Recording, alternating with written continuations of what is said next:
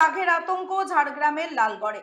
লালগড়ের জঙ্গলে সকালে কাঠ আনতে গিয়ে গ্রামবাসীদের নজরে আসে বাঘের পায়ের অজস্র ছাপ।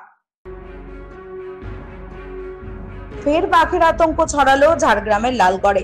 লালগড়ের অজানা শুলির জঙ্গলে সকালে কাঠ আনতে গিয়ে কয়েকজন গ্রামবাসী হঠাৎই দেখতে পায় এক জন্তুর পায়ের ছাপ। জঙ্গলের নানা জায়গায় অজস্র পায়ের ছাপ ছড়িয়ে রয়েছে বলেই জানান স্থানীয়রা। স্বাভাবিকভাবেই এলাকায় ছড়িয়ে পড়ে চাঞ্চল্য, মানুষের মধ্যে আতঙ্কের সৃষ্টি হয়। উল্লেখযোগ্য 2018 সালে এই জঙ্গলে প্রথমবার রয়্যাল বেঙ্গল টাইগারকে দেখা গিয়েছিল। তখন থেকে জল্পনা ছিল সেই বাঘটির সঙ্গে কি তার পরিবারও এই জঙ্গলে রয়েছে। এদিন ফের বাঘের পায়ের ছাপ দেখে খবর দেওয়া হয় বন দপ্তরের কর্মীরা ঘটনাস্থলে পৌঁছে পরিস্থিতি খতিয়ে দেখে।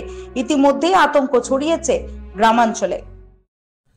আমাদের আজনাশুলিতে ভাউদি বিট লালগড় রেঞ্জ এক অজানা বাঘের ছাপ আমরা পেয়েছি।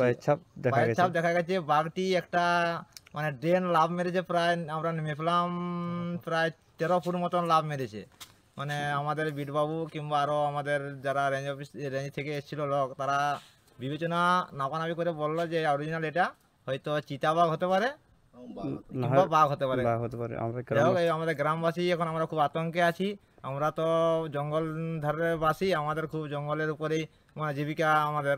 তো আমরা যাতে মানে মানে কিছু সতর্কবার্তা কিংবা আমাদের যাতে একটু সুবিধা কিছু মানে শেল্টারের কিংবা বাঘটাকে যাতে আমাদেরকে সরানো যায়, সেই ব্যবস্থা যাতে মানে বড়বাবু কিংবা ডিএফও যাতে মানে আমাদের গ্রামবাসীদেরকে একটু শেল্টার দেওয়ার মতন, মানে খুব আতঙ্কে আমরা আছি। পুজোর আগে শহরের বিভিন্ন রাস্তা ঘুরে দেখলেন কলকাতার মেয়র